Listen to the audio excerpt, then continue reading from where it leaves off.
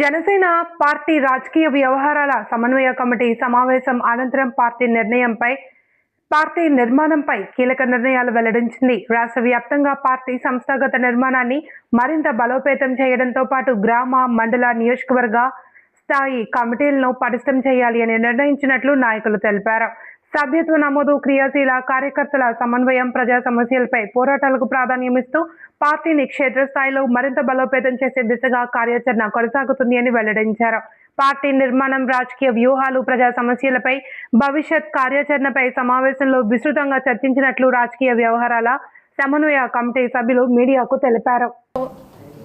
ఎంత బలంగా ముందుకు వెళ్ళాలో మీరు కూడా స్ఫూర్తిగా నిలిచి ముందుకు తీసుకెళ్లినందుకు మీ అందరికీ కృతజ్ఞతలు తెలుపుతూ, ముఖ్యంగా నన్ను నేను ఇంట్రడ్యూస్ చేసుకోవడం మర్చిపోయాను. So I'm doctor Divyaraj.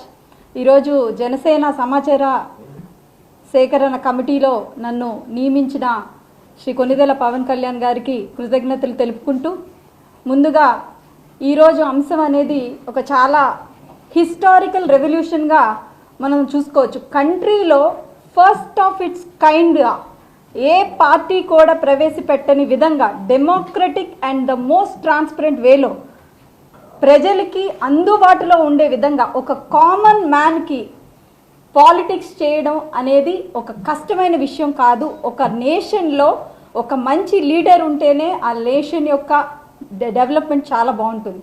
అదేవిధంగా ఆ నేషన్కి లీడర్స్ని ఈరోజు ఒక power house of transformation of లీడర్స్ని ఇవ్వాలనేదే శ్రీ కొనిదెల పవన్ కళ్యాణ్ గారి యొక్క ముఖ్య ఉద్దేశం అనేది. సో దీంట్లో భాగంగా మెంబర్షిప్ టు లీడర్షిప్ అనే ఇనిషియేటివ్ని ఒక త్రిశూల వ్యూహంలో ఎంతో చక్కగా ప్రతి ఒక్కరికి కూడా అందుబాటులో ఉండే విధంలో ఒక కామన్ మ్యాన్ అంటే ఒక టైలర్ అవ్వచ్చు, ఒక ఆటో డ్రైవర్ అవ్వచ్చు, ఒక డాక్టర్ అవ్వచ్చు, ఒక ఎంటర్ప్రీనర్ అవ్వచ్చు, ఒక ఉమెన్ అవ్వచ్చు, ఒక జెన్జీ అవ్వచ్చు, లేకపోతే ఈరోజు మనం అందరం మాట్లాడుకుంటున్న 33% ఉమెన్ రిజర్వేషన్లో కూడా మీరు ఈరోజు చూస్తున్న ఈ వేదికలో కూడా ఆయన ఎంత చక్కటి మెసేజ్ ఈరోజు అందిస్తున్నారు. అలాగే ఈ పర్టికులర్ ప్రతి ఒక్క కమిటీలో కూడా ఉమెన్ యొక్క పూర్తి పార్టిసిపేషన్ కూడా ఎంత ఫోకస్డ్గా పెట్టడం, for the people by the people అన్నారు డాక్టర్ సందీప్ గారు. అదే విధంలో హీ హ్యాస్ కంప్లీట్లీ ఇన్వాల్వ్, అంటే ఆయన సొంత డిసిషన్, ఒక మోనార్కిజం అనేది పాలిటిక్స్లో పనికిరాదు.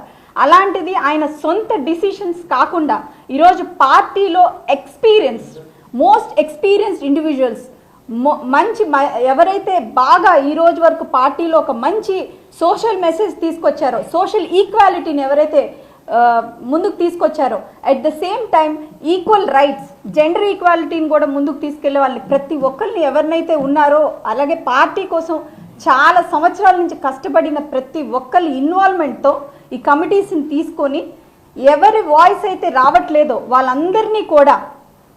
వాళ్ళందరినీ మీరు రీచ్ అవ్వండి అని ఒక సెంట్రల్ ఆఫీస్ని పెట్టి, ఒక సెంట్రల్ కమిటీని పెట్టి, అవి కూడా రెగ్యులేట్, అంటే ఒక్క చిన్న సందు కూడా, ఒక చిన్న అవకాశం కూడా వదలకుండా ప్రతి ఒక్క విషయంలో మరి జాగ్రత్తలు తీసుకొని ప్రతి ఒక్క విషయంలో కూడా ఆయన అందుబాటులో ఉండాలి.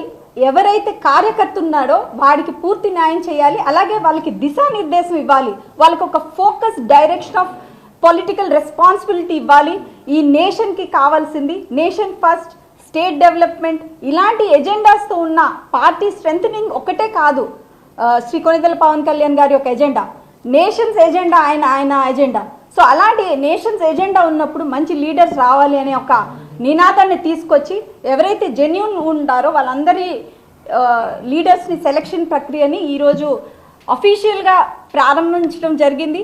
దీంట్లో అందరూ కూడా ప్రతి ఒక్కళ్ళు కూడా యాక్టివ్గా పార్టిసిపేట్ చేస్తూ ఎవరైతే యువత ఉన్నారో, యువత, మహిళలు, కష్టపడిన కార్యకర్తలు ప్రతి ఒక్కళ్ళు కూడా తమ ఏరియాస్లో పంచాయతీ టు పార్లమెంటరీ ఏ ఏరియాలో అయినా కానీ మీరు వెళ్ళి అక్కడ ఉన్న మీ కమిటీకి మీ యొక్క పర్టికులర్ డీటెయిల్స్ని, మీరు చేసిన వర్క్స్ని, లేకపోతే చేయాలనుకున్న వర్క్స్ని, మీ విజన్ని కంపల్సరీ మీరు సబ్మిట్ చేయండి. తదుపరి ఇది ఈ యొక్క ప్రక్రియ అయ్యాక అండ్ ఇది డెఫినెట్గా మన యొక్క పర్టికులర్ స్టేట్కి ఈ కరెంట్ కన్సర్న్స్ని అడ్రస్ చేయడానికి మంచి లీడర్షిప్కి ఇదొక 100% డైనామిక్ ఇనిషియేటివ్ అని నేను భావిస్తున్నాను. అండ్ తొందరలో ఇప్పుడు ఒక కమిటీ నిర్వహించాక చాలామంది మిస్యూజ్ కూడా చేస్తారు.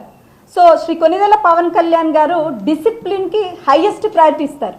ఎక్కడ కూడా ఇన్ఫర్మేషన్ మిస్యూజ్ అవ్వకూడదు, ఎక్కడ కూడా ఎవ్వరూ కూడా మ్యానిపులేట్ చేయకూడదు. ఇవన్నీ కూడా ఆయన చాలా పర్టికులర్గా ఉంటారు. అందుకనేసి ఆయన పర్టికులర్గా ప్రెసిడెంట్ ఆఫీస్ నుంచి కమిటీని వేయడం జరిగింది.